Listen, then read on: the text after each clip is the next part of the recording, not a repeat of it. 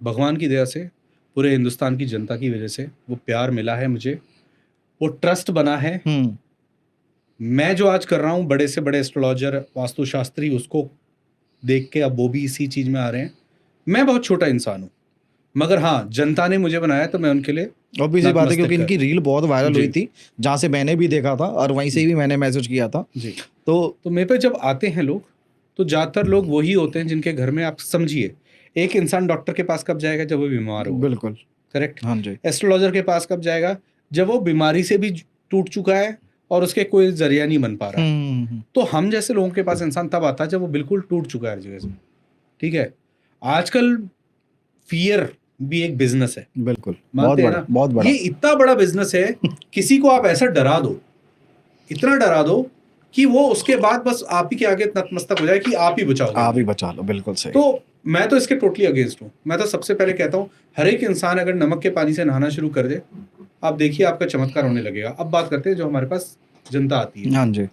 मेरे पे रोज कस्टमर्स आते हैं, और बॉलीवुड सेलिब्रिटीज भी आते हैं, पॉलिटिशियंस के भी आते हैं, आम जनता के भी आते हैं, बड़े बड़े बिजनेस टाइकून्स के भी फोन आते हैं, जो मैं जिनका ऑरा क्लिनजिंग करता हूँ।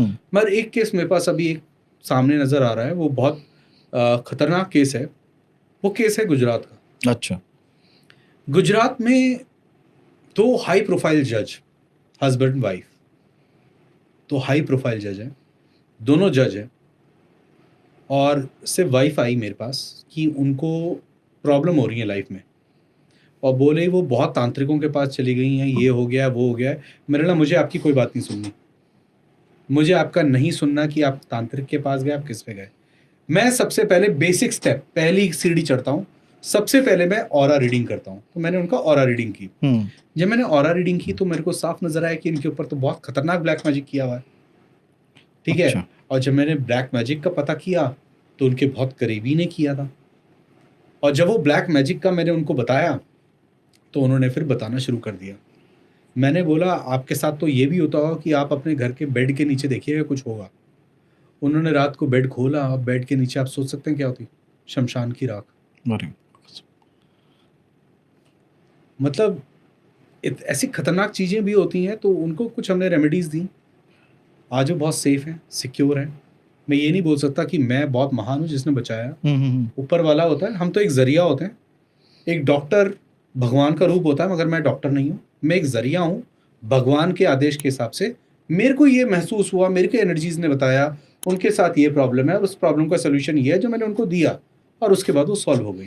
ऐसा ही एक केस और था, वो है पंजाब का। अच्छा है। अब पंजाब का जो केस है, तो हम हमेशा, मैं ये बोलना चाहता हूँ, वैसे मेरे को बोलना नहीं चाहिए ऑन कैमरा, हम हिंदुस्तान में बोलते हैं बंगाल का काला जादू, बंगाल का काला जादू।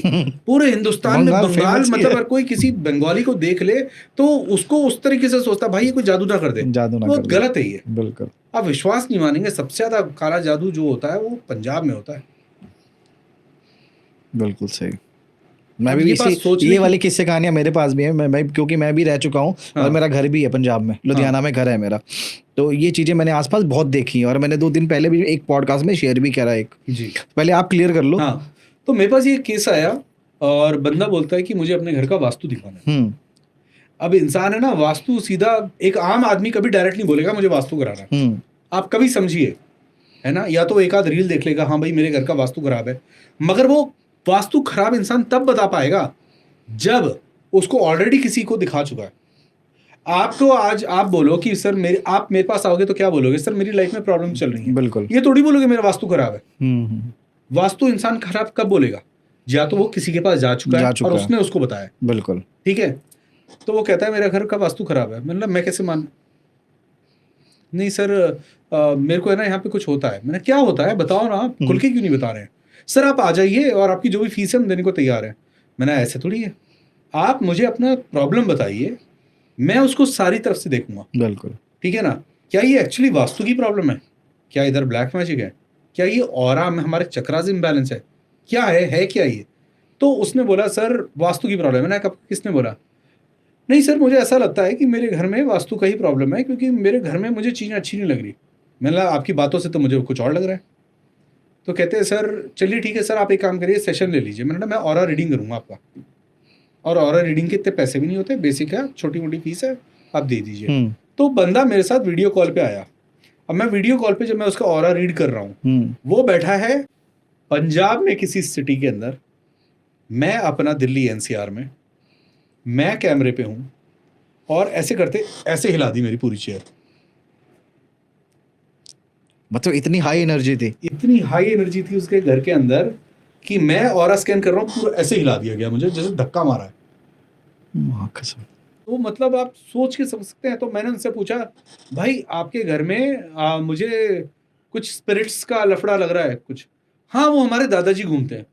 मेरे ना, तुम्हारे दादाजी गार्डन में घूम रहे। आप सोच के देखिए, मतलब बिंदास तरीके से बोल रहा था कि हाँ, हमारे दादाजी घूमते हैं। मैंने यार तुम्हारे दादाजी बड़े मतलब ये क्या चक्कर है? मगर वो दादाजी वादा कुछ नहीं थे, उनके घर में एक प्रेत था। एक्चुअल में प्रेत था। वो उनको ये लग रहा था, क्योंकि मैंने उनको बोला था आपके ऊपर पितरों के भी वो कुछ आ रहा है प्रॉब्लम। तो उसने बोला हाँ हमारे दादाजी हैं ना, आपके दादाजी नहीं है ये। तो वो कुछ उनके घर में बहुत बड़ी प्रॉब्लम थी, तो हमने वहाँ पे उसका सॉल्यूशन दिया। और आप विश्वास नहीं करेंगे, आज तक वो फ़ोन करके ना सिर्फ एक चीज़ बोलते हैं कि आप नहीं होते तो मैं बर्बाद हो चुका होता। अच्छा सर, जैसे कई लोग, अभी मैंने जिनके साथ पॉडकास्ट करना स्टार्ट किया है, कई लोग ये क्लेम करते हैं कि भूत प्रेत काला जादू ये सब चीज़ें कुछ नहीं होती हैं, और आप इन्हीं चीज़ों पे ऊपर काम कर रहे हो।